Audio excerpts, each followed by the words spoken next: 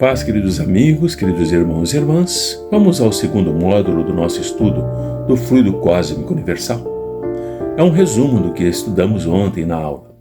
Então, continuando o nosso estudo sobre o fluido cósmico universal, podemos nos perguntar qual o seu ponto de partida, como ele se inicia. Se tudo deriva dele, podemos afirmar que a pureza absoluta é o ponto de partida do fluido cósmico universal, e o seu ponto oposto é quando este fluido cósmico universal se transforma naquilo que nós conhecemos como matéria tangível. Mas entre esses dois extremos, o ponto de partida de total pureza e o ponto da matéria tangível, de solidificação, acontecem inumeráveis transformações, mais ou menos aproximadas do ponto imponderável e do ponto ponderável, do ponto de pureza absoluta e do ponto da matéria tangível. Assim, podemos deduzir que os fluidos mais impuros são aqueles que compõem a atmosfera espiritual da Terra, do nosso planeta. E é desses fluidos mais impuros que os espíritos encarnados e desencarnados vão retirar os elementos necessários para as suas existências, para as suas experiências, para os seus aprendizados. A atmosfera espiritual da Terra possui vários graus de pureza, e é dessa atmosfera que nós, espíritos encarnados e desencarnados, retiramos os elementos necessários para as nossas existências no planeta. Vejam, eu não disse assimilamos, nós retiramos. Por mais sutis e impalpáveis que esses fluidos sejam para nós encarnados, eles continuam sendo de natureza grosseira quando são comparados com os fluidos etéreos de regiões e de mundos superiores ao nosso. Em relação a esses mundos superiores, aquilo que para nós é etéreo, para eles é denso, é palpável, é tangível. Nos outros mundos, acontece o mesmo que acontece em nosso mundo, em suas atmosferas espirituais.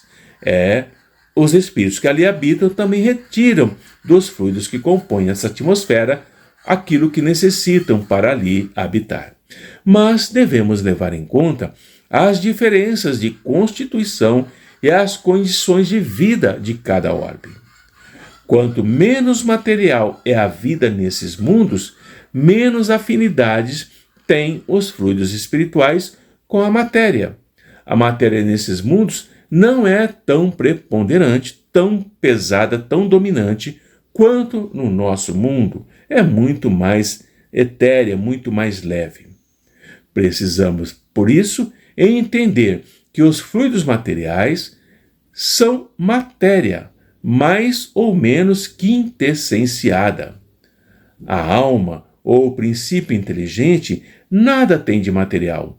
A alma é espiritual, a alma é livre de qualquer partícula material. A alma, ou o espírito, é uma centelha, nada tem em si de matéria.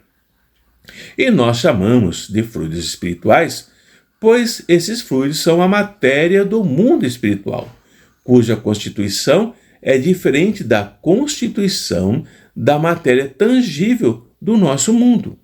No nosso mundo, a matéria é compacta aos nossos sentidos, mas essa matéria que é compacta aos nossos sentidos, ela não é compacta em relação aos espíritos e aos fluidos espirituais que podem atravessar a nossa matéria sem qualquer dificuldade, com a mesma facilidade com que a luz atravessa os corpos transparentes. Por isso que eles podem atravessar paredes, portas, nada impede que esses fluidos e esses espíritos atravessem a nossa matéria, compacta para nós, mas totalmente permeável para eles. Na natureza, nada se perde, nada se cria, tudo se transforma. A matéria grosseira, como nós conhecemos, pode voltar ao seu estado de pureza original ao se desagregar sob condições adequadas. Vejamos o diamante. Ele é o mais duro material dos corpos materiais que nós conhecemos. Mas quando nós submetemos o diamante a condições adequadas de pressão, ele pode se transformar em um gás. E o gás é impalpável, o gás é etéreo. Podemos, assim, ao encerrarmos as nossas colocações e considerações, entender que a matéria sólida é um dos estados transitórios do fluido cósmico universal, e ela pode voltar ao seu estado primitivo quando deixam de existir as condições ideais para sua coesão molecular. No estado de tangibilidade, a matéria é suscetível de se tornar etérea, voltar a pertencer à esfera espiritual, à esfera divina. É assim que nós temos o resumo da nossa aula de ontem, aí em torno de uns 5, 6 minutos, para sintetizar todo o processo. Paz, queridos amigos, queridos irmãos e irmãs, que a luz do Mestre Jesus esteja sempre em nossos corações.